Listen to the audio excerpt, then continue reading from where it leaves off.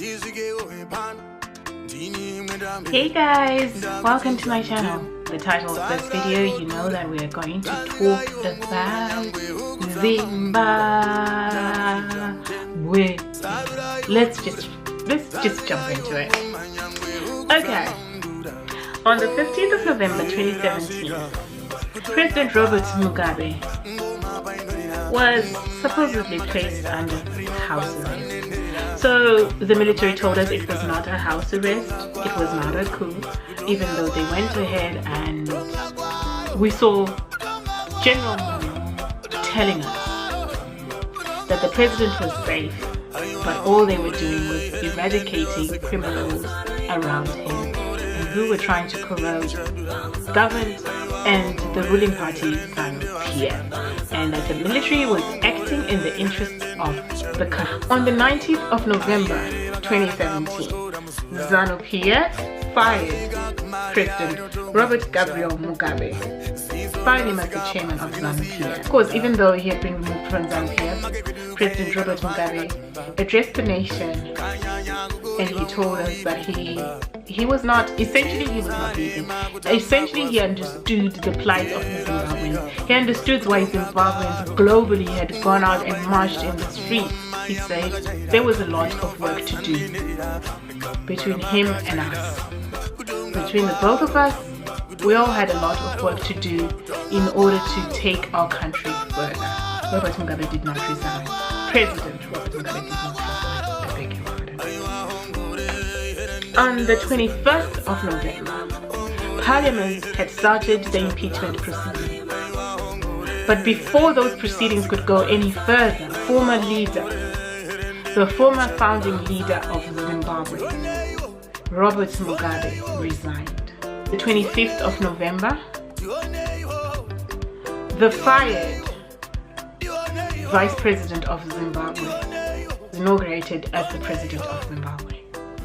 President Emerson Mnangagwa, also known as ED in Zimbabwe, because Emerson Dambudzo, ED for the cool kids, or Garwe for also the cool kids.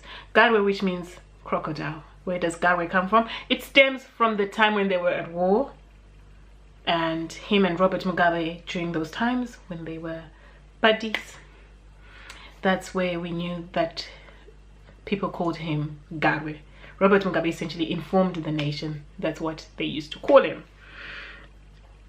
On the 30th of November 2017, President ED announced his cabinet ministers. He told us it was going to be a leaner cabinet, also a cabinet of people who were looking to take Zimbabwe in the right direction.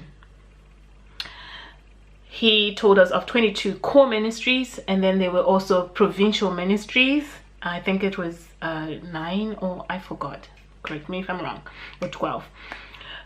And in the 22 core ministries, there's only 3 or 4 women. So not everyone is actually happy with what President ED put together in a week. It could be better. We had candidates in our own minds who we thought could do the job better. But hey, they say ED is a businessman. He knows how business works. Hey, he's the same guy who's put a guy who's in charge of his own mining company doing very well to come and be Minister of Mines. So I guess, even though in the midst of our disappointment, in the midst of our very short-lived hope, in the midst of that, we actually have certain people that we know can do the job. Then of course we're questioning, why is the guy who told us that the president was safe and that this was not a coup, and yet it looked, it smelled, and it was a coup, is now the Minister of Foreign Affairs? That's disappointing. Because now it looks like he just gave the military some positions. So what does that mean? Are we having a president, but really the military is ruling us? We can't be Libya, right? But As much as it is disappointing, as much as it looks like we just did our laundry but with dirty water, so really we still have dirty clothes and we still need a good and rinse again, it also could be a moment of hope. We're never always going to get what we want, right? Even if he'd put certain people that we thought deserved to be there. Yes, there's certain people I feel should have been fired, like the Minister of Health. How did he come back? Why is he back? Seriously, why is he back? But it's a new dawn for Zimbabwe. It's a new era. It's the beginning. It's Genesis. Even it's Mavambo. This is our Genesis. This is our Mavambo, our beginning, the opening chapter. Even in Genesis, nothing was a smooth ride in the Bible itself. So let's be realistic. Let's keep our minds and our hearts open. Let's be hopeful. How can we judge something over 24 hours? Are we falling into the whole social media thing of if we're all angry, let's all be angry, let's all be disappointed? No, let's stay hopeful. There's certain things when you look at that cabinet where you think, okay, ED, I see you. I see what you're doing. Chinamasa. Some people in our head who were better fit for the job. But I think it's too early. It's a day. He announced it yesterday. But Zimbabweans are already going, oh, I'm disappointed. Oh, it's the same.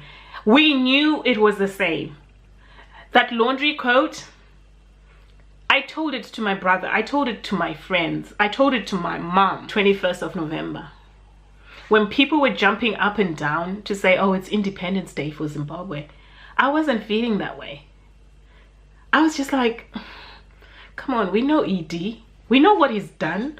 Are we just completely going to erase Gukuraundi? Are we just going to pretend that ZANU-PF didn't go into the south of Zimbabwe, into Matebele land, and do that to our Ndebele brothers? Are we going to pretend that didn't happen? Are we going to pretend that in his inauguration speech he actually didn't acknowledge Gukuraundi and that our Ndebele people from then were already disappointed? No. But what I say is, as Zimbabweans, let's keep a watchful eye on this. But let's not just go, oh, because we didn't get what we want, this is a mess.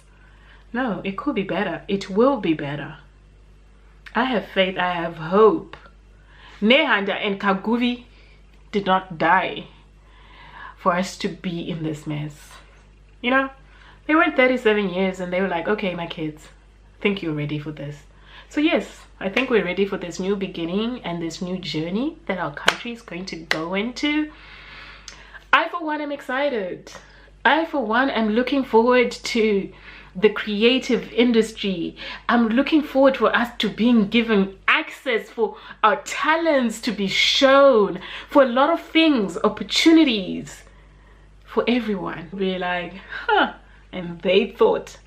And we'll be looking at people in Britain going through the Brexit mess going, I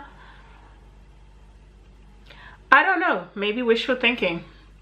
But hey, I'm a Zimbabwean with hope. Are you a Zimbabwean with hope? Please do go out and vote in August 2018. And don't vote just voting J. Vote for your country. And also, let's keep an open mind to see what ED is going to do. Going to come back and be very critical of the stuff he does. Heck, I still don't know why Comrade Moyo is Minister of Home Affairs. Is it because he came on TV and he told the world, the president was safe, so now they feel he can address the international media? I'm kidding, of course. But yeah, I'm hopeful about Zimbabwe and where our future lies and where we'll go. To the former founding president of Zimbabwe, President Robert Mugabe, I might not have seen eye to eye with your policies, with certain policies, with the certain way you ran the government, and not just you, with ZANU-PF as well. But My parents raised me to be respectful. And not only that, to also appreciate when someone has done a good deed. To President Robert Mugabe, I thank you. I thank you for the job you did to bring us from before 1980, and then bringing access to education to every single Zimbabwean. Do people know that Zimbabwe, fun fact people, in Africa, Zimbabweans have the highest number of literacy in their population. Yeah, we've got smart people. That's why our coup wasn't a coup but looked like a coup. Like, our coup went to like a private school. Our coup went to fancy schools. It went to St. George's. That's why our coup that was a coup looked like it's not a coup, because it was a fancy coup. Because, you know, we're literate, we're lit, but in the literate sense. Is it word literate? Yeah, now I'm talking too much, and I can see from the 13-minute mark I would need to stream this video. But thank you so much for watching, and please keep Zimbabwe in your prayers. God, I'm praying for my country. To my ancestors, watch over my country. We have a new president, y'all. Okay, guys.